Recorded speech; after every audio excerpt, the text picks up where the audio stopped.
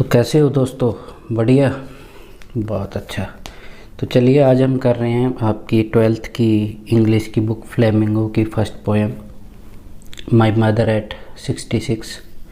इसकी पोइट जो हैं वो कमला दास हैं। ये एक इंडियन पोइट, ऑथर, राइटर हैं और काफ़ी फेमस हैं। और ये फेमस है महिलाओं के मन के भावों विचारों को बहुत अच्छे ढंग से शब्दों में पिरोने के लिए। और इनकी फेमस ऑटोबायोग्राफी यानी आत्मकथा जो है वो माई स्टोरी के नाम से पब्लिश हुई है, वो भी काफ़ी फेमस है। तो चलिए शुरू करते हैं poem. Driving from my parents home in Cochin last Friday morning. कि पिछले फ्राइडे के मॉर्निंग को जब मैं कोचीन में अपने पेरेंट्स के घर से वापस आ रही थी, आई सा my mother beside me dose open mouthed. तो मैंने क्या देखा कि जो मेरी मदर है मेरे साथ वो गाड़ी में बैठी हैं, तो वो डोज्ड माने होता है ऊँघना, या जैसे नींद में होते हैं ओपन माउथ, कि उनका जो है मुंह वो मुंह खुला हुआ था। तो कहने का भाव क्या है कि जैसे कोई बुज़ुर्ग जो हैं जब वो सोते हैं तो उनका मुंह कई बार खुला हुआ नज़र आता है उनकी आयु की वजह से। तो उस कंडीशन में उसकी जो माँ थी, यानी सफ़र में माँ बेटी ये जो दोनों सफ़र कर रही थी कार में, तो उन्होंने क्या देखा कि उनकी माँ जो है वो आधी नींद में सोई हुई सी है और उनका मुंह खुला है।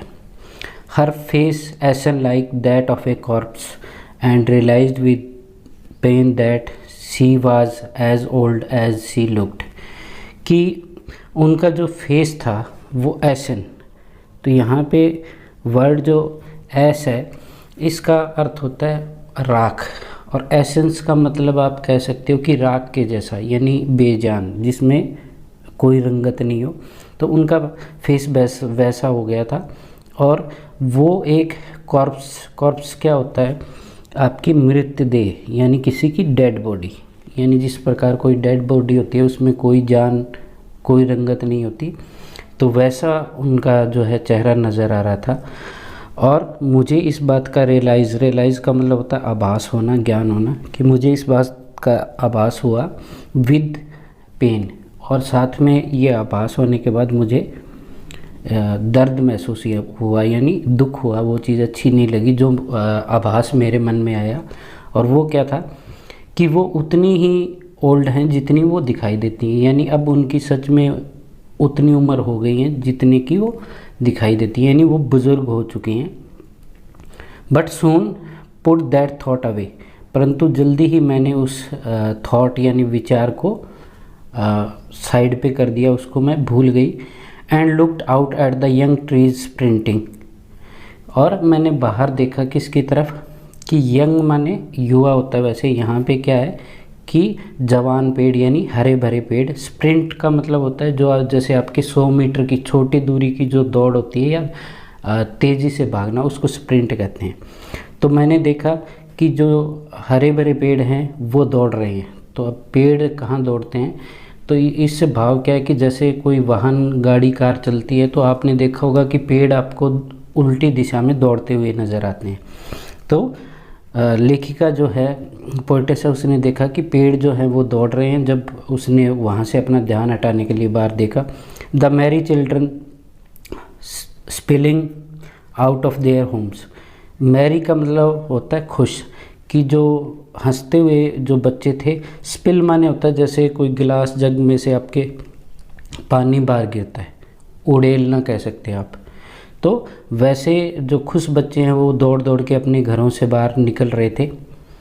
But after the airport security check standing a few yards away. कि एयरपोर्ट पे एक स्पेसिफिक पॉइंट होता है जहाँ पे जो पैसेंजर है उसकी चेकिंग होती है, और उसके बाद में सिर्फ पैसेंजर ही उस पॉइंट से आगे जा सकता है।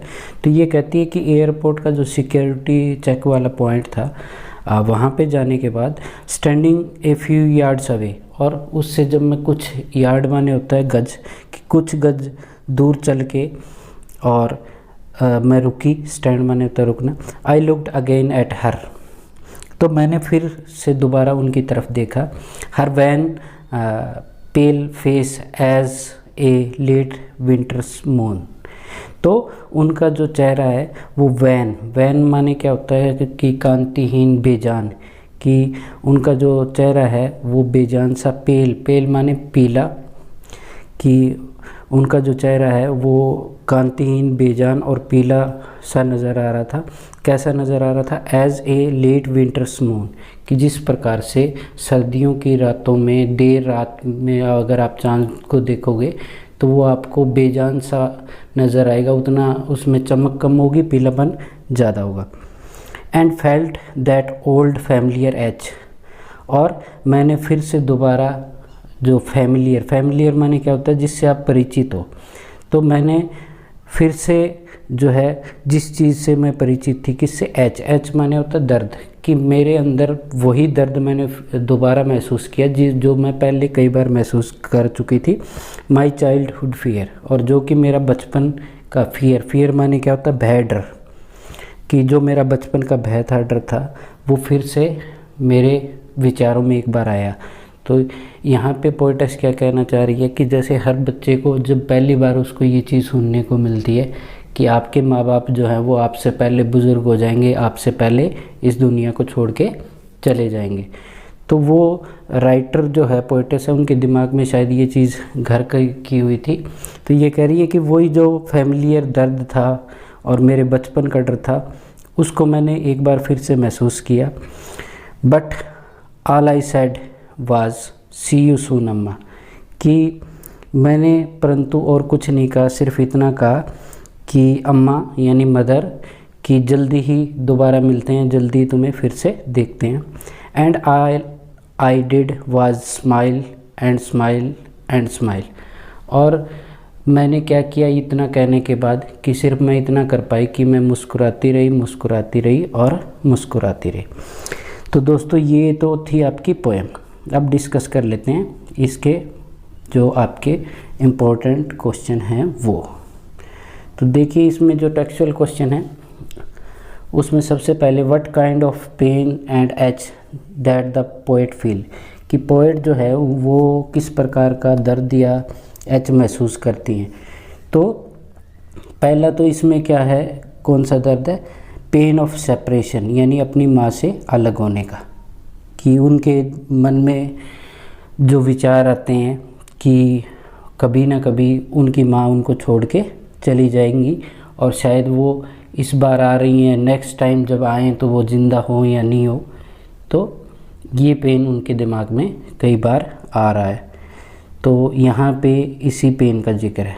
नेक्स्ट क्वेश्चन देखिए, why are the young trees described sprinting, कि जो यंग ट्रीज़ हैं उनको दौड़ते हुए क्यों दिखाया गया है। तो इसमें क्या है कि जो पोएट और उनकी मदर हैं वो कार से ट्रैवल कर रही हैं, तो जब वो कार से बाहर देखती हैं तो जो ट्री हैं वो पीछे की तरफ रश करते, बैकवर्ड रश करते, यानी पीछे की तरफ दौड़ते हुए दिखाई देते हैं।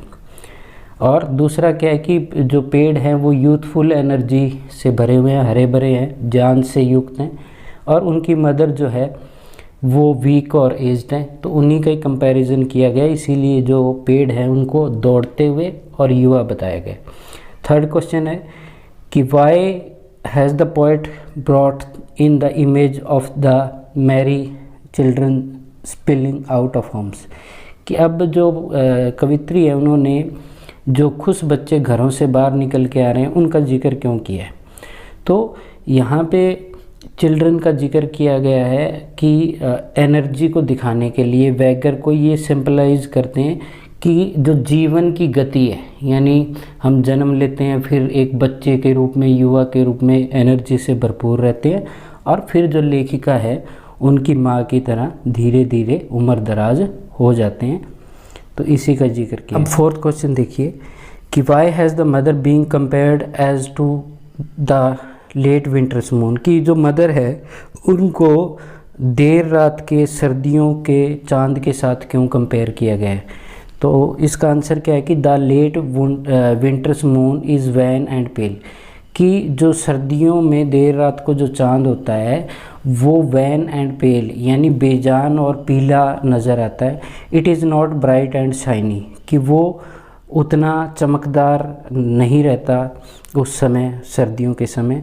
तो इसी प्रकार से जो पोइटेस हैं उनकी मदर का फेस है वो भी हैज़ी, डल और पेल नज़र आता है। तो इसीलिए उन्होंने अपनी मदर के फेस को सर्दियों के चांद के साथ कंपेयर किया है।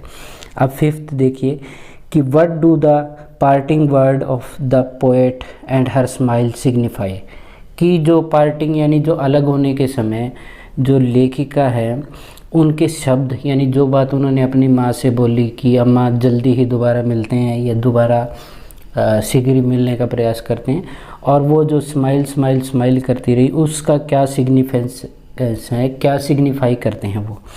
तो the parting word and the smile of the poet signify the hope and reassurance of meeting, कि ये जो स्माइल और वर्ड हैं वो किस बात की तरफ इशारा करते हैं और किस बात को रीअश्योर करते हैं, यानी किस बात का दोबारा से भरोसा दिलाते हैं कि वो दोबारा से मिलने वाले हैं। कौन?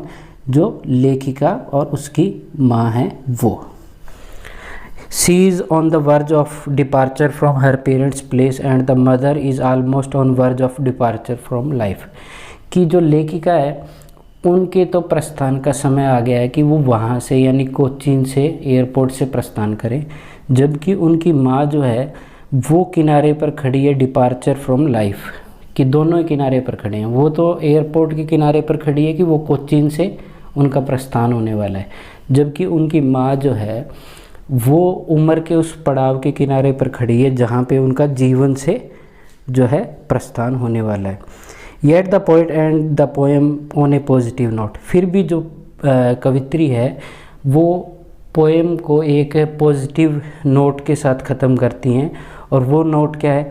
Of meeting her mother again in future on next visit, और वो इस नोट के साथ जो कविता है उसको ख़त्म करती है कि उसको होप है कि वो अपनी नेक्स्ट जो उसकी विज़िट होगी वो जब दोबारा अपने माँ बाप के घर आएगी तो वो अपनी माँ से दोबारा मिल पाएगी। तो स्टूडेंट्स ये थी आपकी poem my mother eight 66। Hope आपको समझ में आई होगी। तो अगर आपको ये वीडियो, ये पोएम और पोएम को समझाने का तरीका पसंद आया है तो हमेशा की तरह वीडियो को लाइक कीजिए, चैनल को सब्सक्राइब कीजिए और वीडियो को शेयर कीजिए।